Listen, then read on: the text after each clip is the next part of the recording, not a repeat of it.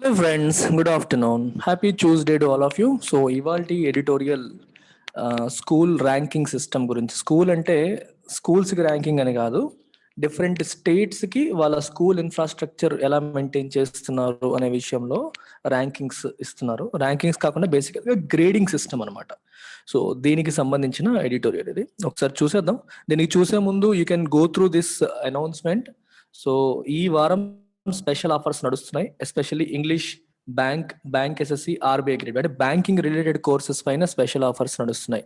And this is valid only till 14 June. అంటే ప్రతి వారం కూడా కొన్ని కోర్సెస్కి స్పెషల్ ఆఫర్స్ పెడదామని అనుకుంటున్నాం. ఈ వారానికి special offers are on banking courses. So 2000, 5000, 7000 and 12000. అలాగే యూపీఎస్సి కూడా ఆల్రెడీ స్పెషల్ ఆఫర్ నడుస్తుంది, 3000 ఆఫ్.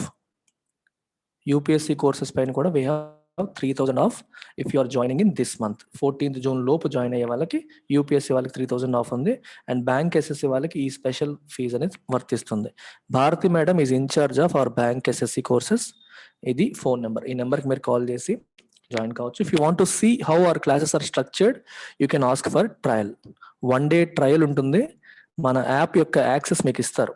మీ మొబైల్లో నెంబర్ తీసుకుని రిజిస్టర్ చేసి యాప్ యాక్సెస్ మీకు ఇస్తారు. మీరు కోర్స్ ఒకసారి ఎలా ఉంటుందో కూడా చూసి నచ్చిన తర్వాత జాయిన్ కావచ్చు. ఈ వారం దాటిపోయిన తర్వాత you will not have this fee structure at all. ఇంగ్లీష్కి యాక్చువల్గా అయితే 3000 ఉంది ఫీజు, 1000 తగ్గించాను. బ్యాంక్ ఇన్ఫినిటీకి 7000 ఫీజు, 5 ఉంది. బ్యాంక్ ప్లస్ ఎస్ఎస్సికి నాకు తెలిసి 8 or 9000 అనుకుంటాను. దీనికి 7000కి ఆఫర్ చేస్తున్నాం. So use this opportunity. IBPS RRB notification కూడా వచ్చింది.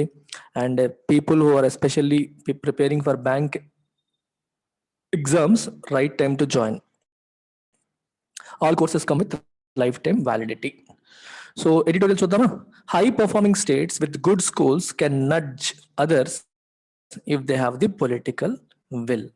High performing states with good schools అంటే స్టేట్స్కి పర్ఫార్మెన్స్ గ్రేడింగ్ చేశారు. కొన్ని స్టేట్స్ చాలా బాగా పర్ఫామ్ చేస్తున్నాయి.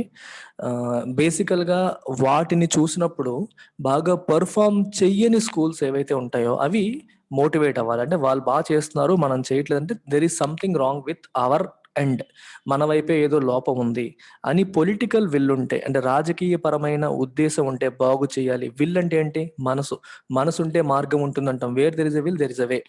సో రాజకీయ నాయకులు పూనుకుంటే, మన స్కూల్ సిస్టమ్ని బాగు చేయాలని అనుకుంటే, బాగా చేసిన వాళ్ళు ఎలా చేస్తున్నారో చూసి వాళ్ళ దగ్గర నేర్చుకొని వీళ్ళు కూడా ఇంప్రూవ్ కావచ్చు. ఇక నడ్జ్ అనే పదం వాడారు. నడ్జ్ అంటే అర్థం ఏంటంటే ఒక రకంగా ఎంకరేజ్ అని. డైరెక్ట్గా ఎంకరేజ్ అనే పదం వాడకూడదు. But nudge is like A gentle push. అంటే మనం ఒక పని చేయడానికి ఒక చిన్న పుష్ లాంటిది. మీకు ఎగ్జాంపుల్ చెప్పాలంటే స్కూల్లో మనకు అంటారు, ఈ సంవత్సరం ఎవరైతే ఫస్ట్ వస్తారో వాళ్ళకి 5000 రూపీస్ క్యాష్ ప్రైజ్ అన్నాను. సో అదేం చేస్తుందంటే కష్టపడదాం అనుకుని ఆలోచించే వాళ్ళు ఎవరైతే ఉంటారో, అరే 5000 రూపాయలు వస్తే మనకి దేనికన్నా హెల్ప్ అవుతుంది అని చెప్పి for some people it becomes as an incentive. ఒక అది ఇన్సెంటివ్ అవుతుంది. It becomes an incentive. It నడ్జెస్ them towards it.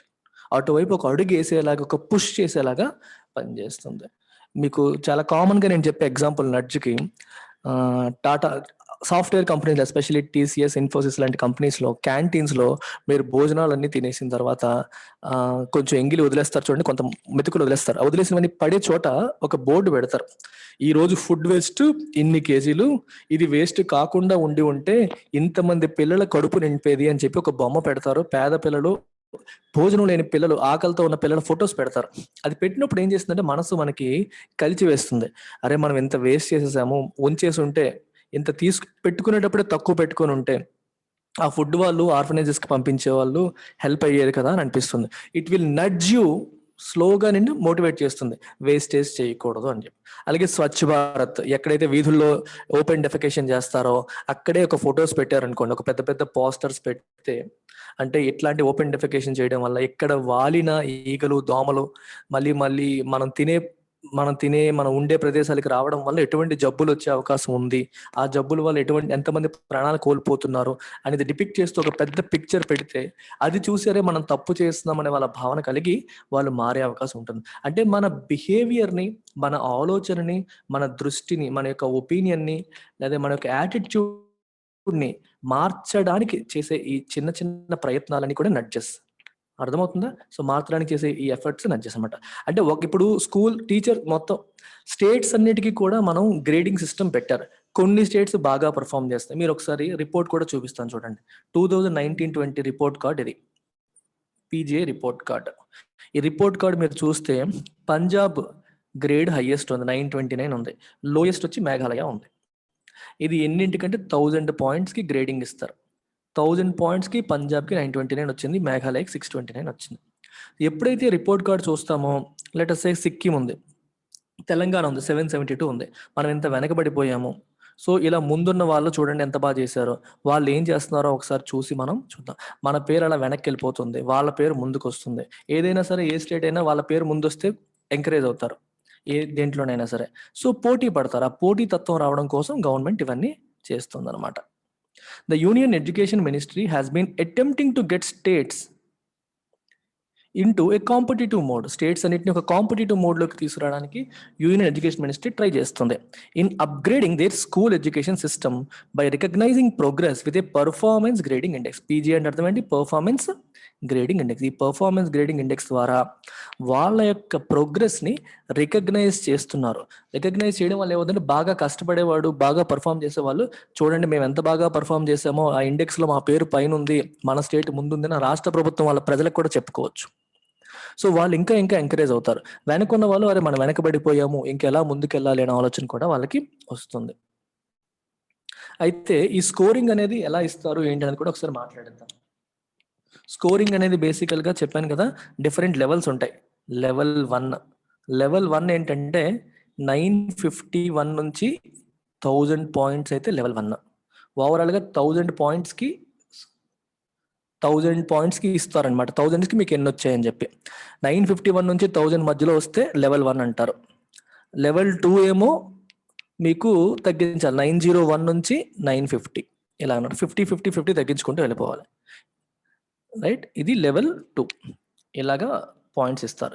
ఏ ఏ అంశాలపై ఇస్తారు? డిఫరెంట్ ఆస్పెక్ట్స్ పైన ఇస్తూ ఉంటారు. అవి మనకి ఇందులో వస్తుందండి. ఏ అంశాలు అనేది ఇక్కడ ఎడిటోరియల్లోనే రాశారు, మనం చూద్దాం.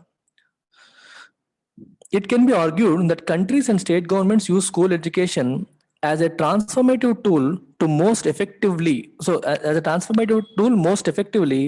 where the political imperative is strong. ఎవరైతే పొలిటీషియన్స్ స్కూల్ ఎడ్యుకేషన్ అనేది ఇంపార్టెంట్ అని భావిస్తారో, people, governments, for example Delhi తీసుకోండి. ఢిల్లీలో అరవింద్ కేజ్రీవాల్ స్కూల్ ఎడ్యుకేషన్ చాలా ఇంపార్టెంట్ అని భావించారు. స్కూల్ ఇన్ఫ్రాస్ట్రక్చర్ పైన ఎక్కువగా దృష్టి పెట్టడం జరిగింది. ప్రైవేట్ స్కూల్తో పోటీగా కంపీట్ చేసేలాగా అక్కడ గవర్నమెంట్ స్కూల్స్ని తయారు చేశారు. పొలిటికల్ ఇంపరేటివ్ ఎక్కువగా ఉంటుందో అక్కడ వాళ్ళు దాన్ని ఒక ట్రాన్స్ఫర్మేటివ్ టూల్గా రికగ్నైజ్ చేస్తారు. ట్రాన్స్ఫర్మేటివ్ టూల్ అంటే అర్థం ఏంటి? ఈ రోజు పిల్లలకి సరైన ఎడ్యుకేషన్ అందితే, సరైన ఫౌండేషన్ అందితే వాళ్ళు ఇంటెలెక్చువల్స్ అయ్యే అవకాశం ఉంటుంది పెద్దలైన తర్వాత. సో ఇంటెలెక్చువల్స్ మన దేశంలో ఎక్కువగా ఉంటే, మన రాష్ట్రంలో ఎక్కువగా ఉంటే, they will contribute to the state or they will contribute to the development of the country. వాళ్ళు రేపు పొద్దున్న ప్రొడక్టివ్ రిసోర్సెస్ కింద మారుతారు, దేశ ప్రగతికి, రాష్ట్ర ప్రగతికి ఉపయోగపడతారు. ఒక ట్రాన్స్ఫర్మేటివ్ టూల్గా ఎడ్యుకేషన్ మనం ఉపయోగించవచ్చు అని ఏ పొలిటీషియన్స్ భావిస్తారో, ఏ స్టేట్లో పొలిటికల్ ఇంపరేటివ్ ఉంటుందో అలాంటివి దీన్ని ట్రాన్స్ఫర్మేటివ్ టూల్గా వాడతాయి, ఇంప్రూవ్ చేస్తాయి. The centre's effort with the PGI scoring system has been to try and nudge all states using a hall of fame approach. ఇప్పుడే చూపించాను. హాల్ ఆఫ్ ఫేమ్ అంటే అర్థం ఏంటి? చూడండి, ఇగో వీళ్ళంతా పెద్దవాళ్ళు బాగా చేశారు. చూడండి, ఈ 5 స్టేట్స్ చూస్తే 900+ వచ్చాయి. హాల్ ఆఫ్ ఫేమ్ వీళ్ళంతా గొప్పవాళ్ళు అంటే కొందరు గొప్ప వాళ్ళు, కొందరు బెటర్ చేశారు, కొందరు యావరేజ్గా చేశారు అనేది చూపించినప్పుడు ఏమవుతుందంటే ఎంకరేజ్ అవుతారు. మనం వెనకబడిపోయాము, మనం కూడా అలా చేయాలి, మన పేరు ముందుకు రావాలి అనే ఆలోచన వస్తుంది. In the latest set of scores and grades for the pre-COVID-19 year 2019-20, ఇది 2019-20 సంవత్సరానికి తీసుకొచ్చిన ఇది అనమాట. The Andaman and Nicobar islands, Chandigarh, Kerala, Punjab and Tamil Nadu have perform the best. ఈ స్టేట్స్ చాలా బెస్ట్గా పర్ఫార్మ్ చేసాయి. Although they still fall short of the 951 to 1000 point slab. మీకు ఇప్పుడే చెప్పాను, 951 to 1000 స్లాబ్లోకి ఒక్కరు కూడా రాలా. మన హైయెస్ట్ ఎవరున్నారు? పంజాబ్ ఉంది. పంజాబ్ స్కోర్ ఎంత చూడండి, కేవలం 929. సో 951 to 1000 అంటే లెవెల్ 1కి ఎవ్వరూ రాలేదు. అందరూ కూడా లెవెల్ 2లోనే 5 స్టేట్స్ ఉన్నాయి, కానీ లెవెల్ 1కి ఎవరు లేరు. ఇట్ షుడ్ బి హార్టనింగ్ అంటే ఆనందదాయకం అని, ఆనందాన్ని కలిగించేదని. To 33 states and union territories that their PGI scores have improved over the previous year. 33 states మరియు యూనియన్ టెరిటరీస్ కి వాళ్ళ PGI scores ఏమో పెరిగాయంట ప్రీవియస్ ఇయర్ తో పోలిస్తే. And in the case of Andaman and Nicobar, Punjab and Arunachal Pradesh పై నోట్ వర్ది 20%, వీళ్ళకి 20% scores పెరిగాయి. Several middling states అంటే మధ్యలో ఉన్న states continue to make marginal progress. Marginal అంటే లైట్ గా కొంచెం ప్రోగ్రెస్ అవుతున్నాయి. Some have improved merely by tweaking their data. కొంతమంది వాళ్ళ డేటాని మార్చి ఇంప్రూవ్ అయ్యారు తప్పితే యాక్చువల్ గా పెద్ద ఇంప్రూవ్మెంట్ లేదండి. ఈ డేటా ఎవరు ప్రొడ్యూస్ చేస్తారు? స్టేట్ గవర్నమెంట్స్ ప్రొడ్యూస్ ఇస్తాయి. డేటాలో చిన్న మార్పులు చేసేసి స్కోర్ ఇంప్రూవ్ చేసుకున్నాయి తప్పితే బేసికల్ గా పెద్దగా పర్ఫామ్ చేయలేదు. While Madhya Pradesh and Chhattisgarh have actually రిగ్రెస్డ్. ఈ రెండు రాష్ట్రాలు వెనక్కి వెళ్ళాయి, వాళ్ళ స్కోర్ తగ్గింది. Although the PGI scheme is now 3 years old. 3 సంవత్సరాలు అయిపోయింది పీజీఐ స్కీమ్. 2017, 18, 19, 20. ఇన్ని సంవత్సరాలు అయింది, అయినా ఇంకా మధ్యప్రదేశ్ వీళ్ళేమో ఇంకా వెనకడుగు వేస్తున్నారు ముందుకే. ఇట్లా స్కోర్ ఎలా డిరైవ్ చేస్తారు? The score is derived using databases on 70 parameters. చెప్పాను మీకు 70 పారామీటర్స్ మీద తీసుకుని 1000 పాయింట్స్ స్కోర్ వేస్తారు. ఎటువంటి parameters? Such as access. Access అంటే స్కూల్ ఎడ్యుకేషన్ అందుబాటులో ఉందా లేదా, ఎంతమందికి స్కూల్ అందుబాటులో ఉంది, ఎంతమందికి లేదు. ఈక్విటీ అంటే కూడా అందుబాటులో ఉండడం కూడా అందరికీ ఒకేలాగా ఉందా, డబ్బున్న వాడికి అందుబాటులో ఉండి డబ్బు లేని వాడికి లేదా, షెడ్యూల్డ్ కాస్ట్ కి అందుబాటులో ఉండి అప్పర్ కాస్ట్ కి లేదా అనేది ఒకటే. ఈక్విటీని ఇంకో రకంగా కూడా చూడొచ్చు. పర్ఫార్మెన్స్ తీసుకునేటప్పుడు షెడ్యూల్డ్ కాస్ట్ వాళ్ళ పర్ఫార్మెన్స్ ఎలా ఉంది, ఓపెన్ కేటగిరీ వాళ్ళ పర్ఫార్మెన్స్ ఎలా ఉంది. ఓపెన్ కేటగిరీ వాళ్ళ పర్ఫార్మెన్స్ చాలా ఎక్కువగా ఉండి షెడ్యూల్డ్ కాస్ట్ వాళ్ళ పర్ఫార్మెన్స్ తక్కువగా ఉందంటే ఈక్విటీ లేదని అర్థం. అంటే ఒక కేటగిరీ వల్ల బాగా పర్ఫామ్ చేస్తారు, ఇంకో కేటగిరీ బాగా పర్ఫామ్ చేయట్లేదు, యూనిఫామ్ గా లేదు అని అర్థం. సో ఈక్విటీ అనేది ఈ అణగారిన వర్గాలకి యాక్సెస్ ఉందా లేదా, అణగారిన వర్గాల పర్ఫార్మెన్స్ ఎలా ఉన్నాయి అనే ఆస్పెక్ట్ ని ఈక్విటీ చూస్తుంది. అలాగే గవర్నెన్స్ ప్రాసెసెస్ ఎలా ఉన్నాయి, ఇన్ఫ్రాస్ట్రక్చర్ ఫెసిలిటీస్, బాత్రూమ్స్ ఉన్నాయా, లైబ్రరీ ఉందా, సైన్స్ ల్యాబ్ ఉందా, ఇట్లాంటి aspects. And learning outcomes that are mostly self learning outcomes అంటే పర్ఫార్మెన్స్ ఎలా ఉంది, ఆ పర్టికులర్ సబ్జెక్ట్ నేర్చుకున్నాక రావాల్సిన అవుట్కమ్ వస్తుందా రావట్లేదా. ఇవన్నీ ఎవరు రిపోర్ట్ చేస్తారు? Self reported by the states but వెట్టెడ్ by the centre. అంటే స్టేట్ ఇచ్చిన రిపోర్ట్ యాజ్ ఇట్ ఈస్ గా సెంటర్ పబ్లిష్ చేయదు, వాటిని ఉపయోగించి వెట్ చేస్తుంది, కరెక్టా తప్ప చూస్తుంది. ఎవరితో పాటు? With national achievement survey data also being incorporate. National achievement survey కూడా ఉంటుంది, ఆ డేటాని కూడా ఇన్కార్పొరేట్ చేస్తారు. సో ఆ డేటాని తీసుకొని స్టేట్స్ ఇచ్చిన రిపోర్ట్ని తీసుకొని దాన్ని వెరిఫై చేసి ఎగ్జామిన్ చేసి ఫైనల్ గా వాళ్ళకి మా స్కోర్ వేసి పబ్లిష్ చేస్తారు. On some parameters such as uneven learning outcomes between students from deprived communities and others. చెప్పాను కదా, డిప్రైవ్డ్ కమ్యూనిటీస్ కి, డిప్రైవ్డ్ అంటే అనగారిన, అంటే వాళ్ళకి రిసోర్సెస్ లేని, బుక్స్ సరిగ్గా లేని, డబ్బులు సరిగ్గా లేని. డిప్రైవేషన్ అంటే లేకపోవడం, ల్యాక్ ఆఫ్ రిసోర్సెస్. అట్లాంటి వర్గాలకి మిగిలిన వాళ్ళకి మధ్యలో లెర్నింగ్ అవుట్కమ్స్ లో డిఫరెన్సెస్ ఎలా ఉన్నాయి అనేది కూడా చూస్తారు. అన్ఈవెన్ అంటే ఈవెన్ గా లేకపోవడం, ఒకరికి ఎక్కువ ఉండడం, ఒకరికి బాగా తక్కువగా ఉండడం. ఎవరైతే దీన్ని బ్రిడ్జ్ చేశారో, గ్యాప్ ని బ్రిడ్జ్ చేశారో, అర్థమవుతుందా, వాళ్ళకి బెటర్ స్కోర్ వచ్చింది. అంటే డిప్రైవ్డ్ కమ్యూనిటీస్ కి వీళ్ళకున్న గ్యాప్ ని ఎవరైతే తగ్గించగలిగారో those states got better scores. The center with its transparent scores and data for each parameter and subtopic made available in the public domain seeks to create a resource sharing system that low performance states can tap into. Transparent అంటే పారదర్శకంగా, అంటే మేము ఏ point కి ఎంత ఇచ్చాము. 1000 పాయింట్లు అనుకోండి, మీకు 921 వచ్చాయి. 921 పాయింట్స్ ఎలా వచ్చాయి? ఈక్విటీకి ఎన్ని వచ్చాయి, యాక్సెస్కి ఎన్ని వచ్చాయి, ట్రాన్స్ఫర్మేషన్కి ఎన్ని వచ్చాయి, ఇన్ఫ్రాస్ట్రక్చర్కి ఎన్ని వచ్చాయి, అలా ప్రతి ఒక్క ఆస్పెక్ట్కి ఎన్ని పాయింట్స్ వచ్చాయో రాసి క్యూములేటివ్ స్కోర్ అక్కడ పబ్లిష్ చేస్తారు. ప్రాసెస్ అనేది కంప్లీట్ గా transparent. It is available in the website. ఇప్పుడు పంజాబ్ టాప్ పొజిషన్ లో ఉంది. పంజాబ్ టాప్ పొజిషన్ లో ఉండడానికి కారణం ఏంటి అని ఆంధ్రప్రదేశ్ తెలుసుకోవాలనుకుంది అనుకోండి, ఇంటర్నెట్ కి వెళ్ళొచ్చు, వెబ్సైట్ ఓపెన్ చేయొచ్చు, డేటా అంతా చూడొచ్చు. ఏపీ ఏ పారామీటర్ లో వీక్ ఉందో కూడా కనిపిస్తుంది. ఏపీకి ఏ పారామీటర్ లో తక్కువ స్కోర్ వచ్చింది, ఆ పారామీటర్ లో పంజాబ్కి ఎలా వచ్చింది. సో పంజాబ్కి బెటర్ గా ఉంది. సో పంజాబ్ ఏం చేసిందో తెలుసుకోవాలన్నా మరి తెలుసుకోవచ్చు. ఎందుకు అంత స్కోర్ ఇచ్చారో కూడా రాస్తారు అక్కడ క్లియర్ గా. Punjab has done so many things because of which it has got this score. So you will know that ఇవన్నీ చెయ్యాలి మనం ఇక్కడ వీక్ గా ఉన్నాం అని పక్క స్టేట్స్ నుంచి మనం నేర్చుకునే అవకాశం కూడా ఉంటుంది. అందుకే రిసోర్స్ షేరింగ్ సిస్టమ్ అని చెప్పి రాశారు. And you can tap into that. This initiative is laudable, అంటే ప్రశంసించదగ్గది. But it can work only if the governments and opposition parties see value in strong and open school education and work to strengthen access, equity and infrastructure by budgeting fees and funds for universalization. Universalization అంటే అందరికీ అందేలాగా చేయడం. Universal అంటే అర్థం ఏంటి? అందరికీ access అందేలాగా. Equity అలాగే ఇన్ఫ్రాస్ట్రక్చర్ అన్ని స్కూల్స్కి వచ్చేలాగా చెయ్యాలి అంటే ఏం కావాలి? We have to see value. Okay, ఈ అపోజిషన్ పార్టీస్ గవర్నమెంట్స్ కూడా వేరే స్టేట్స్ ఎలా చేస్తున్నాయని చూసి నేర్చుకొని strong and open school education అనేది మనకి ఇంపార్టెంట్ అని నమ్మితే ఇవన్నీ జరుగుతాయి. If they don't believe good schooling is important, then why will they learn? Schooling అనేది ఇంపార్టెంట్ అని వాళ్ళు స్ట్రాంగ్గా నమ్మితేనే, if they see value in this education system, strong education system, they will try to learn, they will try to correct there mistakes. It is such commitment that led Southeast Asia to carry out a renaissance in school education in the later decades of the last century on the lines of Meiji era Japan. Japan ఎలా అయితే improve అయిందో, and south east Asian countries, మిగిలిన south east Asian countries కూడా education సిస్టంలో ఒక రకమైన విప్లవాత్మకమైన మార్పు. రినైజెన్స్ అంటే రివైవల్. ఒక యూరోపియన్ ఆర్ట్ అండ్ కల్చర్లో రివైవల్ మనం రినైజెన్స్ అంటాం. రివైవల్ వచ్చింది అంటే స్కూల్ ఎడ్యుకేషన్ అనేది మళ్ళీ నెక్స్ట్ ఇంతకు ముందు ఎంత బాగుండేదో అంత మంచిగా తయారు చేసేలాగా వాళ్ళు జపాన్లో ఏదైతే జరిగిందో దాని ప్రకారం ఇంప్రూవ్ అవ్వాలని చెప్పి ప్రయత్నం చేసి లాస్ట్ డెకేడ్లో 20వ శతాబ్దపు చిట్ట చివరి దశాబ్దంలో, లాస్ట్ డెకేడ్ 1990 నుంచి 2000 ఆ ప్రాంతంలో ఆ south east Asian countries improve అయ్యాయి. ఇప్పుడు మనం కూడా స్కూల్ ఎడ్యుకేషన్ చాలా ఇంపార్టెంట్, స్ట్రాంగ్ స్కూల్ ఎడ్యుకేషన్ అనేది ట్రాన్స్ఫర్మేటివ్ టూల్గా పనిచేస్తుందని నమ్మాలి. అది నమ్మి ఎవరికైతే పొలిటికల్ ఇంపరేటివ్ ఉందో, పొలిటికల్ విల్ ఉందో ఆ స్టేట్స్ ఖచ్చితంగా సాధిస్తాయి. India's school system has to contend with not just patchy access and infrastructure, but major equity issues that have come to the fore during the pandemic. India school system has to contend అంటే fight చేయాలి. వేటితో fight చేయాలి? Not just patchy access and patchy అంటే inconsistent అంటే అందరికీ ఒకేలాగా కాకుండా కొందరికి ఎక్కువ కొందరికి తక్కువ వస్తుంది. కొందరికి ఎక్కువ కొందరికి తక్కువ వస్తుంది. ఏంటది? యాక్సెస్. కొందరికి ఏమో స్కూల్స్ అందుబాటులో ఉంటున్నాయి, కొంతమందికి స్కూల్స్ అందుబాటులో ఉండట్లేదు. అలాగనమాట.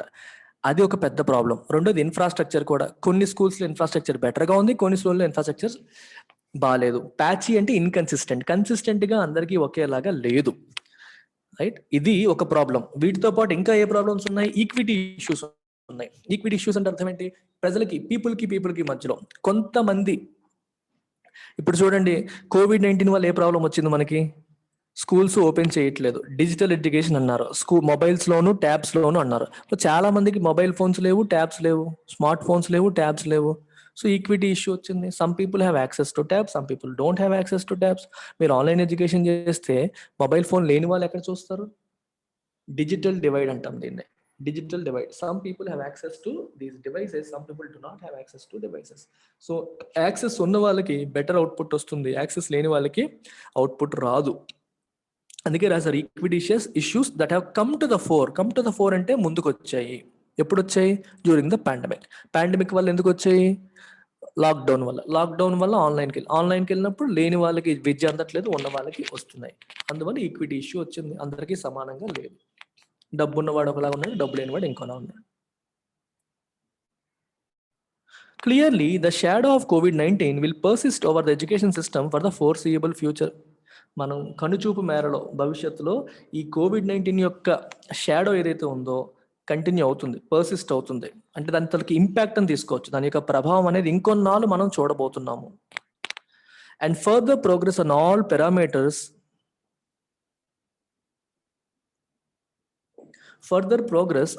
Parameters will depend on bridging the gaps. ఈ మిగిలిన పారామీటర్స్ లో కూడా ఫర్దర్ ప్రోగ్రెస్ అనేది దేని మీద ఆధారపడుతుంది? బ్రిడ్జింగ్ ద గ్యాప్ ని బ్రిడ్జ్ చేయడం పైన. Particularly on digital tools, infrastructure and subsidies for యాక్స్. అర్థమవుతుంది? గ్యాప్ అంటే అర్థం ఏంటి? కొందరికి అందుతుంది విద్య, కొందరికి అందట్లేదు. మరి అందలేని వాళ్ళకి ఏం అందించాలి? డిజిటల్ టూల్స్ అందించాలి, ఇన్ఫ్రాస్ట్రక్చర్ బిల్డ్ చేయాలి. అంటే స్కూల్ సబ్సిడీస్ ఫర్ యాక్సెస్ అంటే సబ్సిడైజ్డ్ యాక్సెస్ అంటే తక్కువ ధరకు అందించడం కానీ ఏమన్నా చేయాలి. ఇప్పుడు చాలా మంది ఏం చేస్తారంటే ట్యాబ్లెట్స్, స్మార్ట్ ఫోన్స్ కొని ఈ పేద పిల్లలకి ఇస్తున్నారు చదువుకుంటారని చెప్పి. సో ఆ గ్యాప్ని మనం ఫిల్ చేయకపోతే ఈ ప్రాబ్లం అనేది ఉంటుంది. The PGI scores show that southern and western states are on firm ground. Southern states, western states బాగున్నాయి. If someone is on firm ground అంటే వాళ్ళు చాలా స్ట్రాంగ్గా ఉన్నారు. అంటే మంచి ఫౌండేషన్ ఉంది టు అచీవ్ దిస్, వాళ్ళు సాధించేలాగా కనిపిస్తున్నారు. While those in central India and parts of the east and north east are less resourced. Central India మరియు ఈస్ట్ అండ్ నార్త్ ఈస్ట్ లో ఉన్న వాళ్ళకి రిసోర్సెస్ అనువైనన్ని లేవు, లెస్ రిసోర్సెస్ ఉన్నాయి. What is evident from the Education Ministry analysis is that governance process are the weakest link in some states. Evident అంటే clearly seen, కనిపిస్తుంది. ఏం కనిపిస్తుంది ఎడ్యుకేషన్ మినిస్ట్రీ అనాలిసిస్ నుంచి? గవర్నెన్స్ ప్రాసెస్ అనేవి కొన్ని స్టేట్స్ లో వీక్ గా ఉన్నాయి. They are the weakest link. A new deal for schools can transform them as the right to education law envisages. అందుకని ఈ స్కూల్స్ కి ఈ కొత్త తరహా ఫిలిప్ ఇవ్వడం, ఒక డీల్ ఇవ్వడం, ఒక ఇక్కడ న్యూ డీల్ అంటే అర్థం ఏంటంటే వాటిపైన ఒక స్పెషల్ ఫోకస్ చేసి వాటిని మార్చడానికి ఒక ప్రయత్నం చేస్తే ఎవరు, అన్ని స్టేట్స్ కూడా అది ఏం చేస్తుంది, కెన్ ట్రాన్స్ఫార్మ్ దమ్, వాటిని మార్చగలుగుతుంది. ఎలా? Right to education law envisages. Right to education law ఏదైతే ఇమాజిన్ చేసిందో, ఎన్విసాజ్ అంటే ఇమాజిన్, విజువలైజ్, ఇలా ఉండబోతుంది భవిష్యత్తు అని విజువలైజ్ చేసుకోవడం. ఓకే, అలా ఆ ఎడ్యుకేషన్ లా ఏదైతే ఎన్విసాజ్ చేసిందో అలా స్కూల్స్ మారతాయి ఎప్పుడు, if all these guys take it up. అన్ని స్టేట్స్ కూడా దాన్ని మార్చాలి అని చెప్పి టేకప్ చేస్తే అది జరుగుతుంది. Right, so that's about it. Look at this special offer use చేసేసుకోండి, మంచిగా మేడం కాల్ చేయండి, this is the number. And యూపీఎస్సీకి మీరు ఈ నెంబర్కి కాల్ చేయాలి. యూపీఎస్సీకి ప్రత్యూష మేడం డీల్ చేస్తారు, ఇది నెంబర్. గ్రూప్ 1 యూపీఎస్సీ, గ్రూప్ 2కి ఇది నెంబర్.